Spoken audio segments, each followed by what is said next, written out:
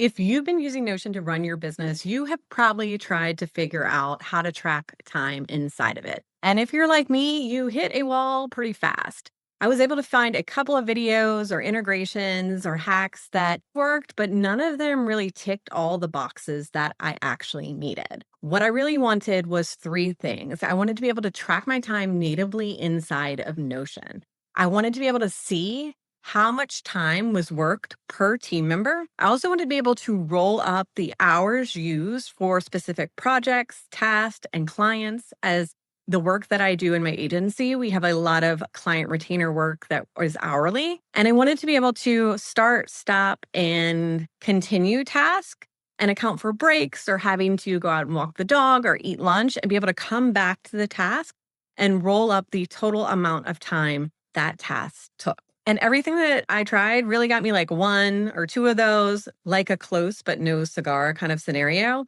And then lying in bed one night, yes, that is the level of Notion nerd I am, is that I lie in bed and dream of Notion. It hit me. And I was able to figure out, and everything finally clicked. I'm going to walk you through the entire thing. It is 100% native to Notion. No extra tools required, just automation buttons, a couple of formulas, roll ups, and subtasks doing all the heavy lifting. Let me go ahead and show you how the time tracking actually functions.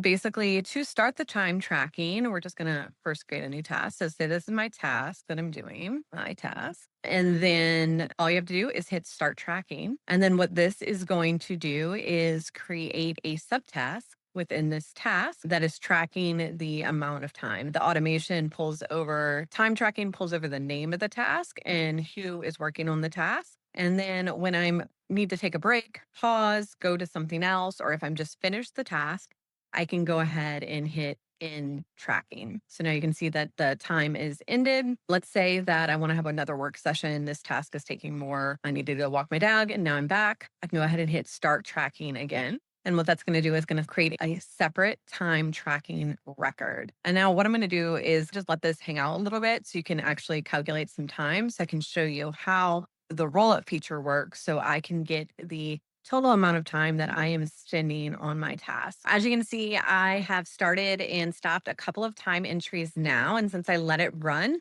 you can see that it's rolling up the total amount that this entire task took, which is amazing because now I'm not guessing about how long things are taking. Another great feature is that I have built into here is that I can roll up the amount of hours per client project. So I can get a bird's eye view of that.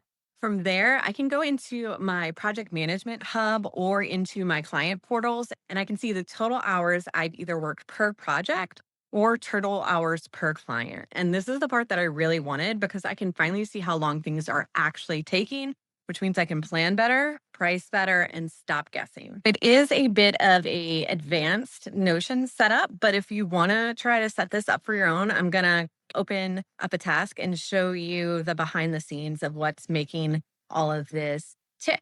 So, first of all, what I have are these two time tracking automation buttons. And if you see the automation, what I'm having it do is to create a task as time tracking and then name it time tracking. And then whatever the page name is, change the status, add a start time of the time trigger, connect it to the same project, connect it to whoever clicked it, and then make it connected to the parent task. And then I also want to edit the parent task to be in progress. And then what the end tracking button is doing is it is capturing the end time and then changing it to time tracking complete. And then it brings me back to my digital desk, which is where I would go to start the next task. So those are the buttons. And like I said, it's creating subtasks. So it is really important. And my team knows that they start the time tracking here. I've got little instructions here. And then they end it here. If you end it here, that's not going to work. And then if we go down into my other properties, you can see that I am calculating the total minutes worked based on, not mess everything up, edit property, edit formula, total minutes work. So I'm calculating the date, end time, and start time in minutes. I'm also doing it in hours because I like to do it that way. And then what I'm doing for the parent task is that I am rolling up the total hours worked from all of the subtasks. That is the behind the scenes build of it. If this seemed totally over your head and you want and need this integration, I do offer a 1 hour power hours. Or if you buy my project and task management template, which includes the task manager with the time tracking and the project setup, just how I showed you with all the templates that roll everything up.